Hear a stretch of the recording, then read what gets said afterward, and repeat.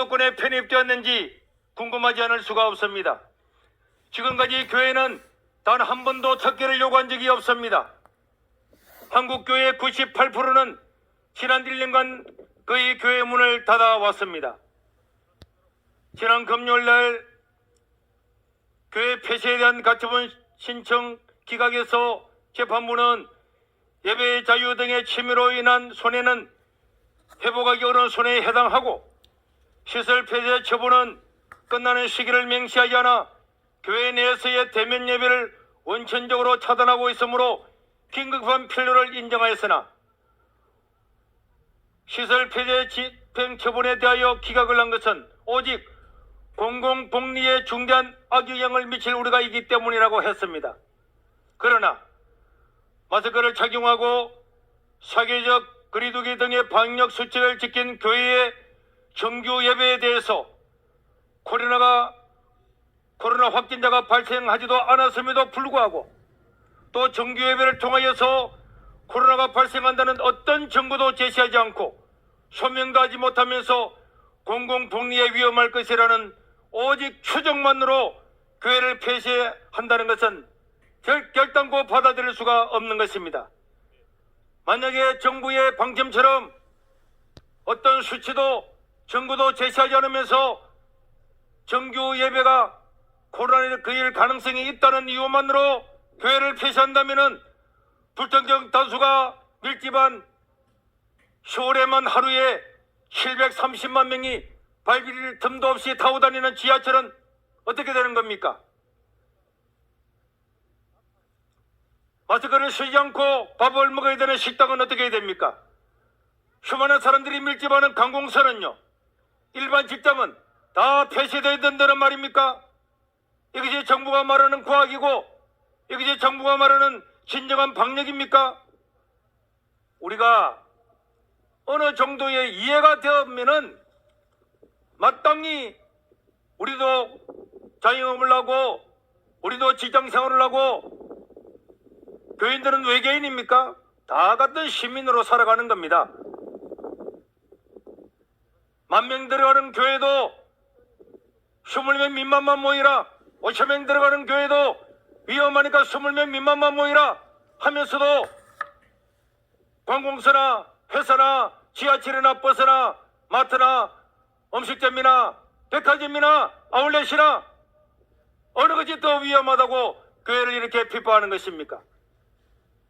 합리적이지 않기 때문에 따라갈 수가 없는 것입니다. 작년 7월 16일 날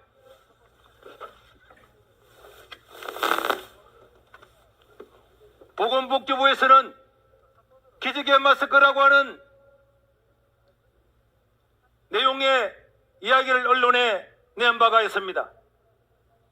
박능우 장관은 지난 7월 16일 날 수원의 한 교회에서는 확진자 3명이 여러 번에 걸쳐 교회를 방문했지만 교회의 강력한 마스크 조치로 9,000여 명의 교인 중 추가 감염자가 한 명도 나오지 않았다고 본인들이 그렇게 이야기를 했습니다. 그것뿐입니까? 강주에서는 코로나 확진자가 일행 3명과 함께 1시간 이상 같은 승용차를 타고 이동했지만 마스크를 꼼꼼히 착용해 추가 감염자가 없었다고 같은 날 이야기를 했습니다. 그 좁은 승용차 안에서 확진자가 3명이 있었지만은 1시간 이상을 이동했음에도 불구하고 마스크를 쓴 덕분에 한 명도 추가 감염자가 없다고 정부에서 마스크에 대해서 그렇게 말씀을 해놓고 난 다음에 이렇게 거리두기를 하고 방역을 하고 있는 대면 예배 어떤 정보도 제시 않고 어떤 자료로 제시하지 않고 그 내용을 내놓으라 그래도 말도 하지 않으면서 오직 추정에 의해서 예배를 드리게 하지 못하는 것은 삼척동자로도 이것은 교회를 탄압하고자 함이 아니면은 일어날 수가 없는 일일 것입니다. 오늘이라도 지금 이 시간이라도 정부는 정규 예배에서 코로나가 확진된다는 내용이나 과학적인 수치를 제시하면은 우리는 적극적으로 예배를 중단할 것입니다. 과연 지금까지 정규예배에서 확진자가 몇 명이나 나왔습니까? 그런 수치가 있으면은 지금 이 시간에 우리에게 공개해 주시기를 바랍니다. 수치는 내놓지 않으면서 주묵 국어식으로 10,000명 모이는 교회도 들어가는 교회도 20명 미만으로 이것은 우리가 도저히 용납할 수가 없는 것입니다. 지난 12월 31일 질병본부 발표에 의하면 전체 6만여 명의 확진자 중에 교회를 포함한 다른 종교시설 전체 관련자는 6.7%였습니다. 모든 종교를 다 합쳐서 감염자가 6.7%였고 다른 종교를 제외하면은 기독교 인구는 더 줄어드는 거고 우리나라 전체 기독교 인구의 18%에 의하면은 수치는 더욱더 내려가는 것입니다. 그런데 여러분 왜 교회만 부각시킵니까? 왜 교회만 코로나의 주범처럼 보이게 합니까?